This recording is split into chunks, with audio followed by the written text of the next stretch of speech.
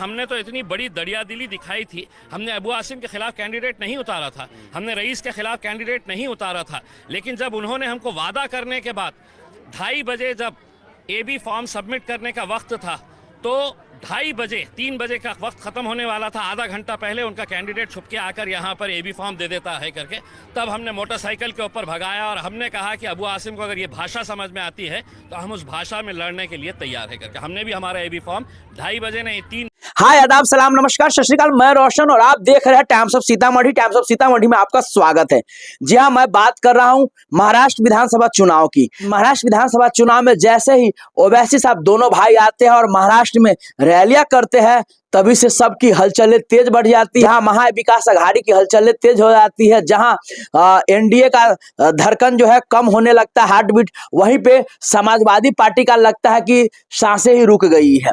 जी हाँ, मैं बात इसलिए कर रहा हूं कि अभी कुछ दिनों से अब्बू आजमी साहब के सपोर्टर जो है, जो अब्बू आजमी साहब को सपोर्ट करते हैं, उनके जो समर्थक है, वो बहुत कमेंट्स कर रहे हैं। आप सब सुना इम्तियाज जलील साहब का, जो अब्बू आजमी साहब के समर्थक है, उनका साफ कहना है कि एआईएमएम ने धोखा दिया है, गद्दारी किया है। जब उनको पता है कि वो मुसलमान कैंडिडेट ऑलरेडी है, वहां पे उनके सामने मुसलमान कैंडिडेट उतारने की क्या जरूरत थी। एआईएमएम ने कहीं ना कहीं अच्छा नहीं किया है।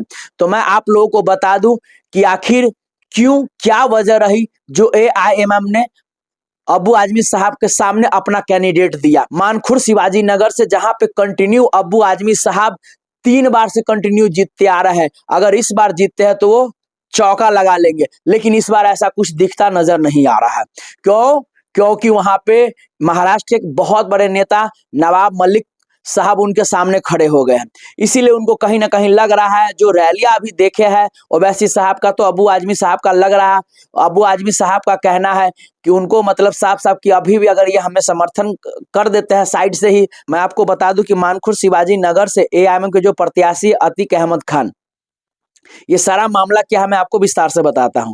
एक्चुअली 2019 विधानसभा चुनाव होती है महाराष्ट्र में।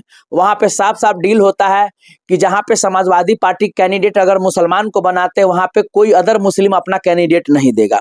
और उसी के मुताबिक होता है, जहां पे एआईएमएम अपना कैंडिडेट देते हैं, वहां पे सपा अपनी कैंडिडेट नहीं उतारते हैं। मानखुर शिवाजी नगर में अब्बू आजमी साहब उतरते हैं, वहां भी अपना कैंडिडेट नहीं देते हैं। जिससे ये होता है कि एआईएमएम के 2 प्रत्याशी जीत जाते हैं। माहौल आप महाराष्ट्र में देख रहे हैं, वैसे तो साफ साफ लग रहा है। इसीलिए अब्बू आजमी साहब को साफ साफ डर लग रहा है, क्योंकि उनके सामने एक धाकड़ नेता खड़ा है नवाब मलिक, और प्लस अब्बू आजमी साहब, और इधर से एआईएमएम के जो कैंडिडेट है अतीक अहमद खान। इसीलिए अब वो बयानबाजी कर रहे हैं। जैसा कि आप लोग जानते ही, पिछले दिनों इतनी सारी अनर्गल बातें की अब्बू आजमी साहब ने। जो भला बुरा जो ओवैसी साहब को लेकर कहा, उतना तो बीजेपी भी नहीं हमलावर है, उतना तो बीजेपी के नेता भी उतना ओवैसी साहब को नहीं बात कहा होगा जितना अब्बू आजमी साहब ने इतनी भद्दी भद्दी बातें कही। एक्चुअली मैं आपको बता दूं, आखिर अब्बू आजमी साहब के सामने कैंडिडेट क्यों दिया गया, क्यों एआईएमएम ने अपना प्रत्याशी उतारा। बात हो गया था क्योंकि इम्तियाज जलील साहब के सामने, जो औरंगाबाद ईस्ट से चुनाव लड़ रहे हैं और पूरी मजबूती के साथ लड़ रहे हैं, और जो माहौल है उससे साफ साफ लग रहा है कि इम्तियाज जलील साहब ही जीतेंगे, में कोई शक नहीं है।